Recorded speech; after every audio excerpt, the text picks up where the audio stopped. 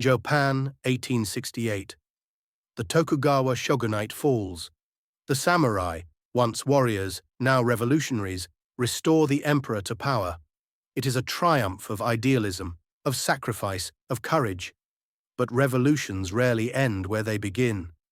Within 8 years, the very men who built the Meiji state would see their dreams betrayed, their swords cast aside, their honor forgotten, and one of them would turn against it all.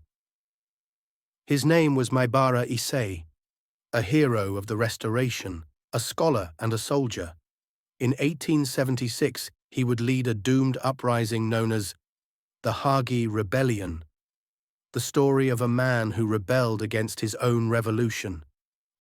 Maebara was born in 1834 in Hagi, the castle town of the Chōshū domain. As a student of the visionary Yoshida Shoin, he learned that Japan must modernize or perish. He joined the movement to overthrow the Tokugawa regime, fought bravely in the Boshin War, and helped build the Meiji government itself. But victory brought disappointment. The new government, dominated by his fellow Chōshū and Satsuma samurai, began to erase the old order faster than anyone imagined. Samurai stipends were abolished, top knots were banned, the Han, or domains, were dissolved. The warrior class, proud, disciplined, loyal, was now obsolete. Maebara saw men who once fought for principle reduced to clerks and beggars. His Japan was vanishing before his eyes. In October 1876, far to the south in Kumamoto, a group of former samurai launched a surprise attack on the local garrison. The Shinpūren rebellion, a desperate, suicidal revolt against Westernization. They believed foreign influence was polluting Japan's soul. The uprising was crushed within a day, but it lit a fire across the nation. For Maebara Issei, it was more than news. It was a call.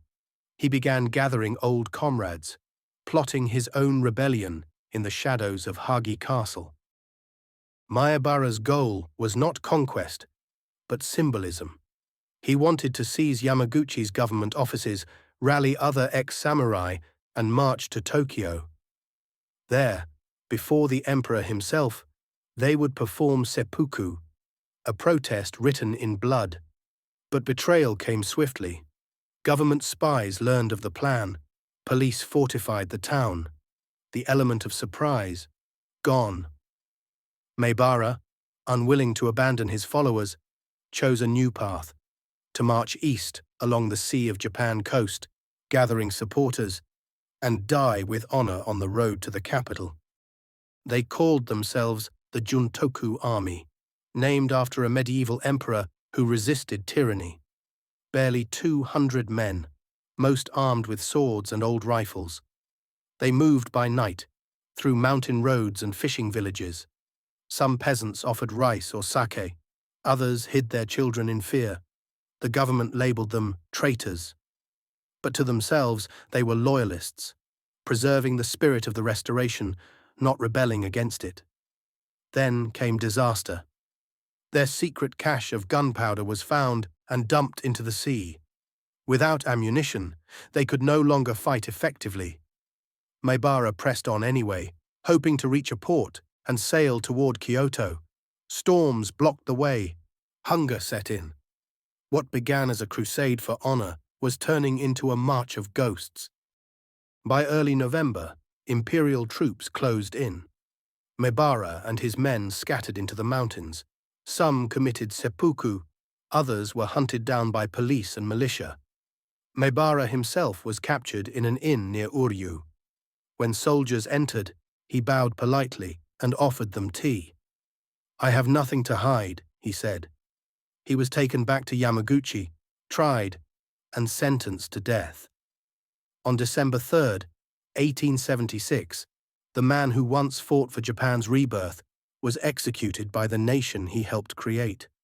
Witnesses said he faced the blade calmly, murmuring a verse, "If my body dies, let my heart be sown upon the fields where samurai once stood." The Hagi Rebellion was over in less than 2 weeks. but it was part of a larger pattern, the twilight of the samurai. In the same year, uprisings flared in Akizuki and Kumamoto.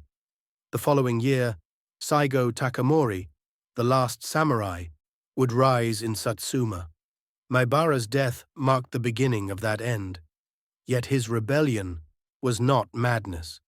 It was the final cry of a generation that had built a new Japan, only to be discarded by it.